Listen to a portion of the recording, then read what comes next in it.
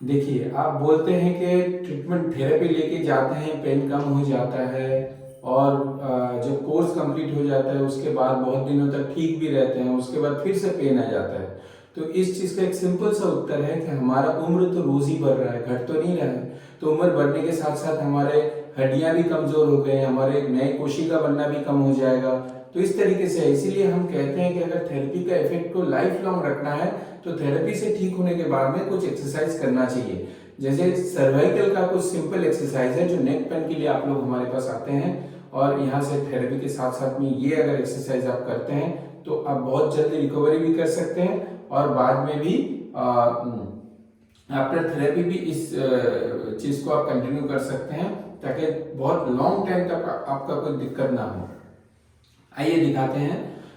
सबसे पहले हाथ को ऐसा करेंगे, सिंपल एक्सरसाइज में हाथ को ऐसे नीचे करिएगा इस तरीके से। उसके बाद नेक को ऐसे करिएगा, थोड़ा अपवर्ड्स करने की कोशिश करिएगा और 6 सेकंड तक स्टे करिएगा। फिर नीचे करिएगा ऐसे, ऐसे करके 6 बार करना है। उसके बाद ऐसे नेक को, हाथ को ऐसे स्ट्रेट रखिएगा, फिर नेक को ऐसे करना है। फिर सांस ठीक से लेते हुए ठीक इस तरीके से 6 बार करना है।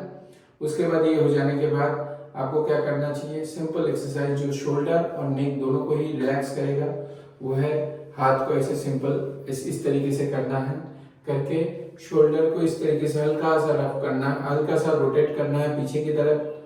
उसके बाद सीधा सामने की तरफ हल्का सा 6 बार रोटेट करना है। उसके बाद इस तरीके से हाथ को ऐसे पीछे एक बार करना है, नेक को सीधा रख के। फिर हाथ को इस तरीके से पीछे करना है, 6 काउंट करना है 6 सेकंड तक, फिर छोड़ देना। हर पॉइंट को आप 6 बार करिएगा, हर स्टेप को। उसके बाद हाथ को इस तरीके से लेना है, ऐसे करना है, और ये तो आप जानते ही हैं, इस तरीके से प्रेशर डालना है नेक के पीछे से।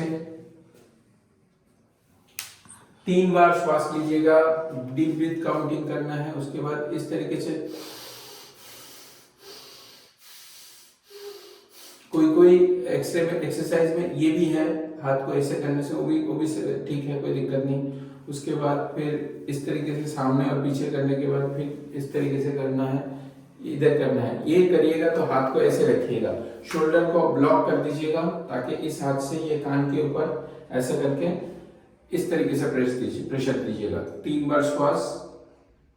उसके बाद फिर इधर ये ऐसे करिएगा, 3 बार श्वास। शोल्डर को जो है उसको थोड़ा टाइट रखना है, इसलिए हाथ को इस तरीके से आप रखेंगे ताकि यहाँ पे जब दबाव दीजिएगा तो एक फोर्स यहाँ पे जनरेट हो और वर्टिब्रेस में गुड इफेक्ट, उसका एक्सरसाइजिंग इफेक्ट चला जाए।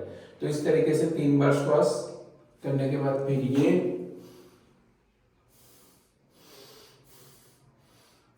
फिर उसके बाद इसको करके ऐसे करके, ये ज्यादा प्रेस नहीं करना है, खाली शोल्डर को अपवर्ड्स करना है। इस तरीके से करके शोल्डर को ऊपर करके 3 बार श्वास लीजिएगा, तो आपका स्कैपुला और ये ह्यूमरस, ये जो एरिया है, इस एरिया में रिलैक्सेशन मिल जाएगा।